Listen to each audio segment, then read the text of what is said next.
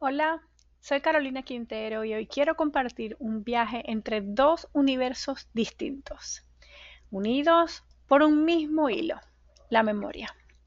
A través del documental Nostalgia de la Luz del chileno Patricio Guzmán y el cuento Funes el Memorioso del argentino Jorge Luis Borges, exploraremos cómo el arte, ya sea visual o literario, nos permite pensar el pasado, sus huellas, sus silencios y sus repeticiones. Ambas obras se preguntan, ¿podemos recordar sin perder algo? ¿O el olvido es parte necesario del acto de recordar? Dos lenguajes muy distintos.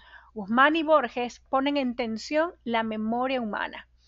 En el primero, la memoria se busca colectivamente bajo el cielo del desierto chileno.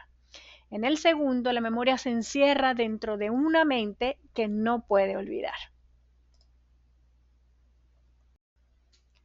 Para situar este análisis, parto de los estudios de la memoria, un campo que explora cómo las sociedades representan y reactivan su pasado. La socióloga Elizabeth Jelin dice que la memoria no es una cosa que se tiene, sino una práctica social que se ejerce. Recordar, afirma, es trabajar el pasado, construido en diálogo con otros. Beatriz Arlo, en Tiempo Pasado, señala que toda memoria es mediada, una narración desde el presente que reorganiza el pasado. Por su parte, Marianne Hirsch llama posmemoria a la relación que tienen los hijos con un trauma que no vivieron directamente, pero que heredan como marca afectiva. Y Pierre Nora describe los lugares de memoria, paisajes, objetos, imágenes, como espacios donde el tiempo se condensa. Finalmente, Diana Taylor diferencia entre el archivo, la memoria conservada en textos y documentos y el repertorio, que es la memoria viva, transmitida a través de gestos, cuerpos y acciones. Con estas ideas, tanto Guzmán como Borges plantean una misma tensión, la imposibilidad de recordar sin transformar. Patricia Guzmán nació en Santiago de Chile en 1941. Tras el golpe de Estado de 1973, debió exiliarse y desde entonces su cine ha estado profundamente ligado al tema de la memoria. Su obra forma parte de lo que la crítica ha llamado la trilogía de la memoria chilena, junto con El botón de nácar y La cordillera de los sueños. En Nostalgia de la Luz, Guzmán elige un escenario único, el desierto de Atacama, un espacio donde conviven tres búsquedas paralelas: los astrónomos, que estudian la luz de estrellas muertas; los arqueólogos, que excavan los restos de civilizaciones precolombinas; y las mujeres, que buscan los huesos de sus familiares desaparecidos durante la dictadura de Pinochet. Estas tres búsquedas convergen en una sola metáfora: la memoria como excavación. La cámara de Guzmán alterna los telescopios que miran al cielo con las palas que remueven la tierra. De esa tensión nace una pregunta central: ¿qué es más lejano? ¿Una estrella que murió hace millones de años o un cuerpo desaparecido hace 40? Siguiendo a Yelin, el documental no intenta cerrar el duelo, sino mantenerlo abierto, recordando que la memoria colectiva es un proceso en movimiento. Guzmán convierte el acto de mirar, ya sea con telescopios o con cámara, en un gesto político. Su cine hace visible la persistencia de las mujeres que buscan una memoria corporal que, como diría Taylor, se transmite de cuerpo en cuerpo, sin archivo ni monumento. En palabras de una mujer en el film, los astrónomos miran las estrellas para entender el origen del universo. Nosotros miramos la Tierra para entender nuestra historia. El desierto funciona, en términos de Pierre Nora, como un lugar de memoria, un territorio donde el tiempo deja huellas visibles y cada gesto de búsqueda encarna lo que Elizabeth Jelin llama el trabajo de la memoria, un proceso activo, político y ético que mantiene viva la presencia de los ausentes. Como dice Jelin, hablar de trabajos de memoria requiere establecer algunas distinciones analíticas. La memoria implica trabajo, la actividad agrega valor. Este trabajo no es solo intelectual, sino profundamente corporal, porque excavar, recordar, nombrar.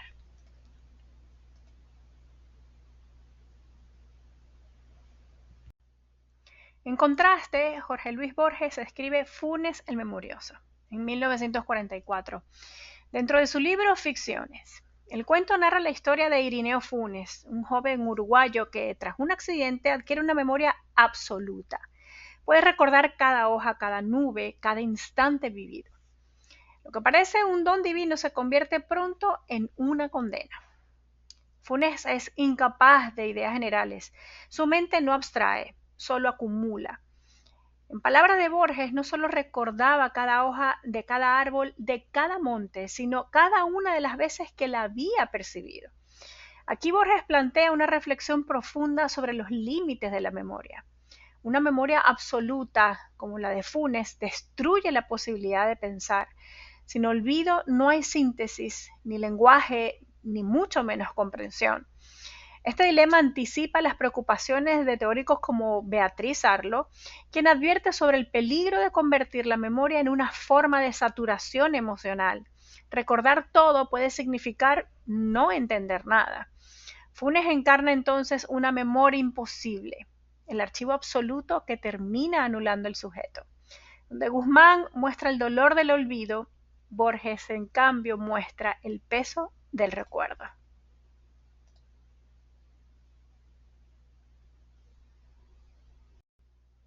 A primera vista, Guzmán y Borges parecen opuestos. Uno filma, el otro escribe.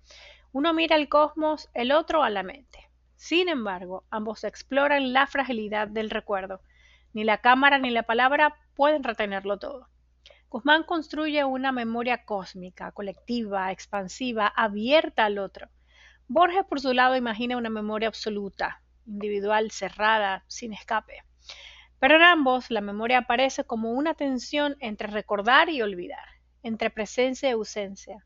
Como afirma Elizabeth Jelin, la memoria es un territorio en disputa. En Guzmán, la disputa es política. ¿Quién tiene derecho a ser recordado? En Borges, la disputa es epistemológica. ¿Cuánto puede soportar la mente humana? Siguiendo a Hirsch, ambos autores elaboran una posmemoria, una memoria de reconstruir un pasado que no puede volver. Guzmán hereda el trauma de Chile, Borges el peso del tiempo y del pensamiento. Ambos convierten la memoria en un arte de imaginar lo perdido. La teórica Diana Taylor propone entender la memoria no como un simple depósito de información, sino como una práctica viva que se actualiza en el cuerpo, en la voz y en la escena.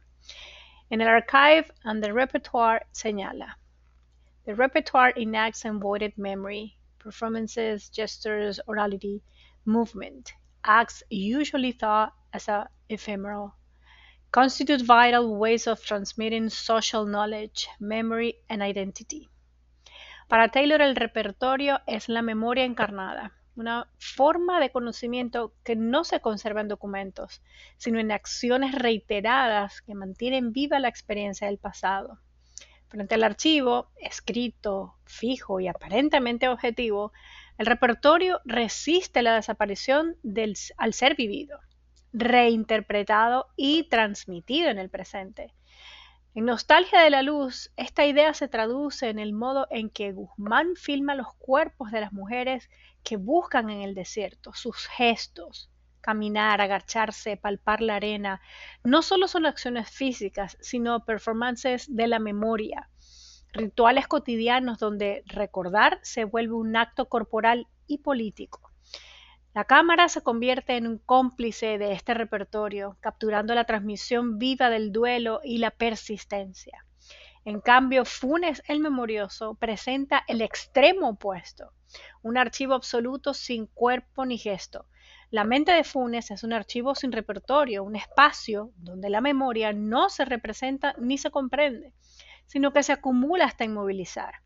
A la luz de Taylor, podríamos decir que Funes encarna al fracaso del repertorio, una memoria que no se performa y por tanto no puede generar sentido colectivo.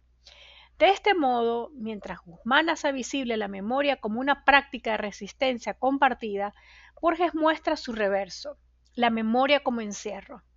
Ambos casos, la representación, sea cinematográfica o literaria, se convierte en el puente entre lo vivido y lo pensado, entre el cuerpo y el lenguaje, entre el recuerdo y su pérdida. Elizabeth Jelin redefine la memoria como un proceso activo y social, no como una simple acumulación de recuerdos. En los trabajos de la memoria escribe: el título de este libro alude a la memoria como trabajo. Referirse entonces a que la memoria implica trabajo, es incorporarla al qué hacer que genera y transforma el mundo social. Para Jelin, recordar requiere acción, organizar, reelaborar y dar sentido al pasado. Por eso el olvido también cumple una función, pues permite seleccionar, filtrar y resignificar. El problema no es olvidar, sino hacerlo sin reflexión. Más adelante, la autora explica: para salir de esta situación se requiere trabajar, incorporar memorias y recuerdos en lugar de revivir y actuar. En el plano colectivo, el desafío es superar las repeticiones, los olvidos y los abusos políticos, tomar distancia y al mismo tiempo promover el debate y la reflexión activa sobre el pasado. Esta noción se refleja claramente en las dos obras analizadas. En Nostalgia de la Luz, las mujeres buscan esos restos de sus familiares, encarnan el trabajo de la memoria. No pueden revivir el pasado, pero sí resignificarlo mediante la búsqueda, la conversación y la imagen. En Funes el Memorioso, la ausencia del olvido condena al protagonista a la inmovilidad. Su mente es el negativo de la teoría de Jelin, una memoria sin trabajo, sin elaboración, incapaz de transformar la experiencia en conocimiento. Así Borges y Guzmán coinciden, desde extremos opuestos, en que recordar exige olvidar algo, y que solo mediante esa selección se puede construir una narrativa compartida del pasado.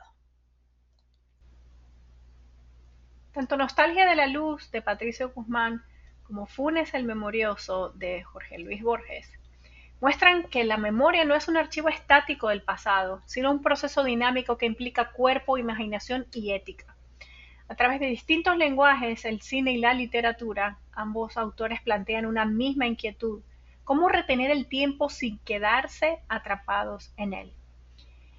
Siguiendo a Elizabeth Jelin, recordar es un trabajo de la memoria, una práctica social que requiere elaborar, seleccionar y transformar los recuerdos para darle sentido. En Nostalgia de la Luz, las mujeres que buscan en el desierto personifican ese trabajo, enfrentan el silencio estatal con una persistencia que reconstruye el pasado desde los gestos cotidianos. Por el contrario, Funes el Memorioso ilustra la imposibilidad de ese trabajo cuando no existe olvido. La memoria total se convierte en parálisis. Diana Taylor complementa esta visión al distinguir entre el archivo y el repertorio. En Guzmán, la memoria se actúa, se encarna, en los cuerpos que buscan, hablan y recuerdan. El repertorio mantiene viva la historia. En Borges, el archivo mental de Funes carece de acción y por eso se vuelve inefecundo. No hay transmisión, solo acumulación.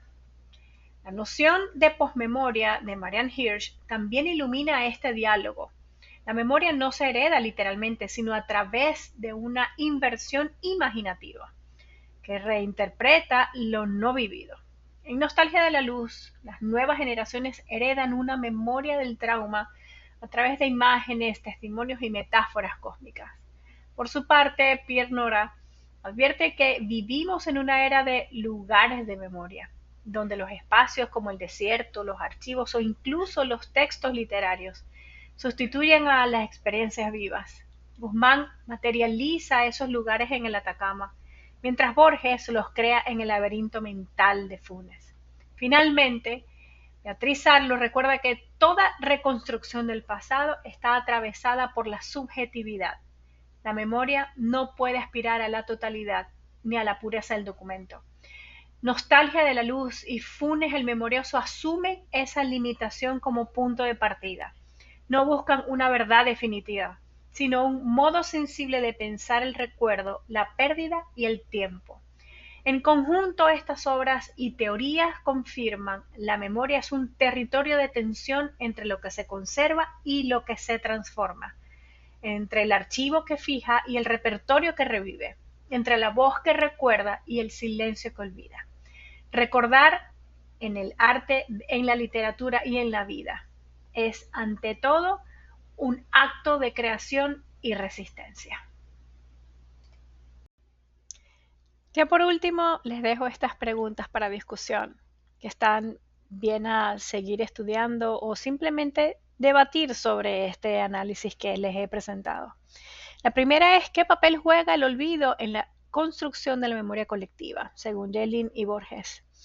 Podemos comparar la memoria histórica de una nación como la de Chile en Guzmán con la memoria individual de un personaje como Funes.